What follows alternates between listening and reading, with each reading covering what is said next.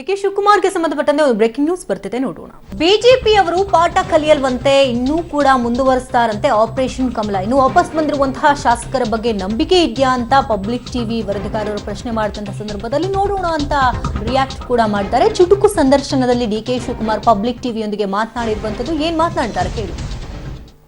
ಸಚಿವರಾಗಿರುವಂತಹ powerful DK Shivakumar ನಮ್ಮ ಜೊತೆಗಿದ್ದಾರೆ. Sir ನಮಸ್ಕಾರ. ಬಜೆಟ್ ಈ ಸದನ ಮಂಡಿಸಲ್ಲ ಅಂತ ಹೇಳಿ ಬಿಜೆಪಿ ಹೇಳ್ತಾ ಇದ್ರು. ಈಗ ಕೊನೆಯದಾಗಿ ಅವರೇ ಈಡಾಗುವಂತ ಪರಿಸ್ಥಿತಿ ಬಂದೋಯ್ತು.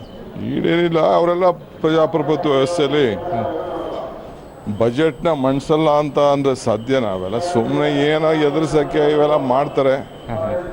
ಬೇಕಾದಷ್ಟು ಪ್ರಯತ್ನ ಮಾಡಿದ್ರು ಸರ್ಕಾರ ತೆಗಿಬೇಕು ಅಂತ.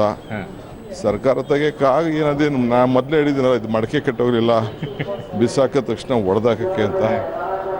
ಬಿಜೆಪಿದೊಂದು ಪಾಠ ಕಲ್ತಿದೆ ಅಂದ್ಕೊಳ್ತೀರಾ, ಇಲ್ಲ ಇನ್ನೂ ಪ್ರಯತ್ನಗಳನ್ನು ಮಾಡಿ ಎಲ್ಲಿ ಕಲಿತಾರೆ? ಯಾವ ಕಾರಣಕ್ಕೂ ಯಾವ ಪಾಠನೂ ಕಲಿಯಲ್ಲ, ಅವ್ರು ಕಲ್ತು ಬುದ್ಧಿ ಬಿಡಲ್ಲ. ನೋಡಿ, ಡೈಜೆಸ್ಟ್ ಮಾಡ್ಕೋಬೇಕು ಪವರ್ನ. ಗೆಲುವು ಸೋಲು ಹುಟ್ಟೋನ್ ಸಾಯ್ಬೇಕು, ಎಲೆಕ್ಷನ್ ನಿಂತವ್ನು ಸೋಲ್ಬೇಕು. ಎಲ್ಲರೂ ಗೆಲ್ಲಕ್ಕಾಗಲ್ಲ.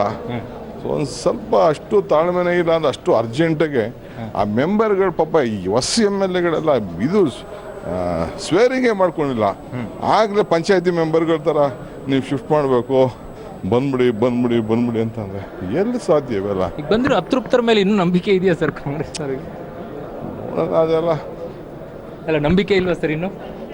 ಎಲ್ರಿ ಎಲ್ಲ ನಮ್ಮ ಹುಡುಗರುಗಳೇ ಎಲ್ಲೋಯ್ತಾರೆ ನೋಡಿ.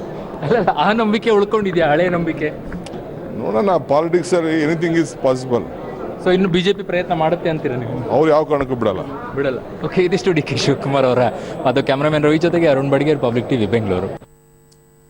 ಪಬ್ಲಿಕ್ ಟಿವಿಗೆ ಸಚಿವ ಡಿಕೆಶಿ ಅವರು ಚುಟುಕು ಸಂದರ್ಶನವನ್ನು ಕೊಟ್ಟರು. ಈ ಸಂದರ್ಭದಲ್ಲಿ ಸಾಕಷ್ಟು ವಿಚಾರಗಳ ಬಗ್ಗೆ ಕೂಡ ಮಾತನಾಡಿದ್ರು. ಬಿಜೆಪಿಯವರು ಯಾವುದೇ ಕಾರಣಕ್ಕೂ ಕೂಡ ಪಾಠವನ್ನ ಕಲಿಯೋಲ್ಲ, ಎಷ್ಟೇ ಬಾರಿ ಸೋತ್ರೂ ಕೂಡ ಅವರು ಇದೇ ರೀತಿ ಮುಂದುವರಿಸ್ತಾರೆ ಅನ್ನುವಂಥ ಮಾತನ್ನ ಕೂಡ ಹೇಳಿದ್ರು.